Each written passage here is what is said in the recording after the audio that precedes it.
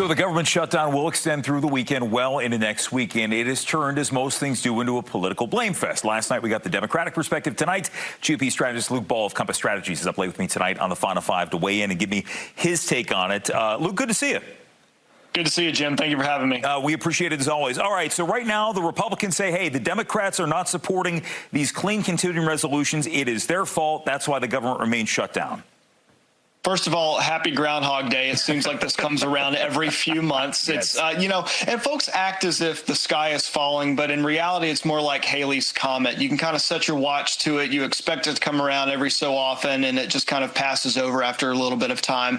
No one wants the government to shut down. I've been a federal employee myself before. I understand that it can be a crunch, but ultimately it will come to pass. It, I think, will be a more abbreviated shutdown than we have seen in the past. I frankly think the Republicans' messaging is actually pretty good because they did pass that extension of a CR that had Biden-era funding in it, and yet the Democrats responded with a bill of their own, a continuing resolution of their own that had things in there that frankly repealed a lot of the work that Republicans have done over the last few weeks and months. So I understand the frustration there, but Republicans, in my opinion, too, do have a stronger hand here, especially when it comes to cutting a lot of federal spending, because Russ Vought was ready for this. He's essentially saying, go ahead, make my day. If it means that I start to lay off more individuals in the federal government and cut spending, then so be it. So I don't know how long the Democrats are going to allow that to continue, especially when you have folks in Maryland and Virginia and Delaware and the surrounding areas in the federal government that are going to put real pressure on their Democrat senators to make some action happen. So does the pressure in a situation like that, as you mentioned, does that come from the federal workers, which again, we have a large number, even though as the Trump administration has made a concerted effort to sort of move some of these jobs, make it a little more decentralized? Or as they watch this, is this just going to be frustration in general at Washington, period, which I think a lot of voters, Democrat or Republican, they don't care who's in charge. They're just generally pissed off at the state of play in Washington. Yeah.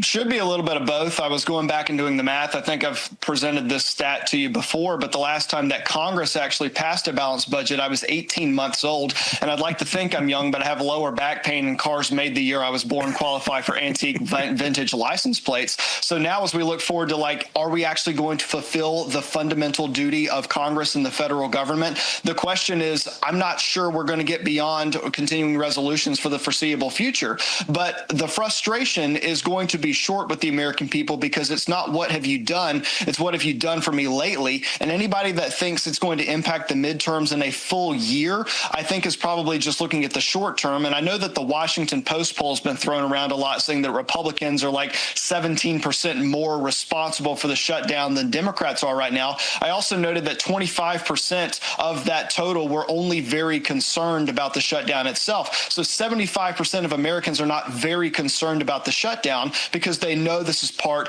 of a democracy. So the back and forth is going to continue through this. We know, and you've worked in Congress before. Speaker Johnson said it's going to be district work for members for the next week or so. So he's basically telling members, go back home, go back and do what you need to do in your districts out there.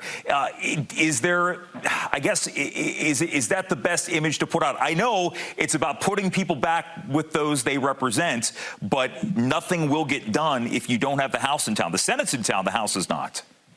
Yeah, again, the Republicans have done their job in the House, and they have said this is what we want to actually put forward, just a few more weeks so that we can get to the next portion of appropriations. Just because we hit the end of the fiscal year at the end of September does not mean that we stop the appropriations process or actually get forward moving on a budget. So the Democrats are going to say, look, all the Republicans are in recess, but in reality, I don't think that there's much they would do sitting around here in D.C. as opposed to sitting around at home. So there's going to be growing frustration at Washington in general, and over time I think there's going to be a mounting frustration on either side of the party. But I don't think Republicans are going to fold. I think Democrats are ultimately going to have to come back and then start to message as to exactly why they wanted to move forward with a different continuing resolution than what Republicans put forward. Oh, okay, so you've been a creature of the House, but I'm just curious, because I know that there's always been this talk in the Senate about, do you do away with the filibuster? Because without a filibuster, something would have passed. Is that the way to go for Republicans being in the majority in both chambers to get more priorities across the finish line? Because I feel like every couple of months, or maybe every couple of years, there's serious conversations about doing that. I'd leave it up to the Senate to have that debate, just because I feel like every time we hit some issue like this, it gets pinned on the filibuster itself. Ultimately, I think, especially as a Republican strategist, this is a test of Chuck Schumer's political standing, because he's terrified of a primary from the left, and he was perceived as folding the last time we had this conversation. Yeah. So if they want to pin that on the filibuster, fine. But I think ultimately it comes back to the fact that the Democrats really don't have a leader. They don't have a strong message, and the strongest voices in the progressive left are pulling the party away from the moderate position it's historically been in. Luke Ball here on The Final Five. We appreciate you, my friend. Have a great weekend. Thanks, brother. And The Final Five is back after this.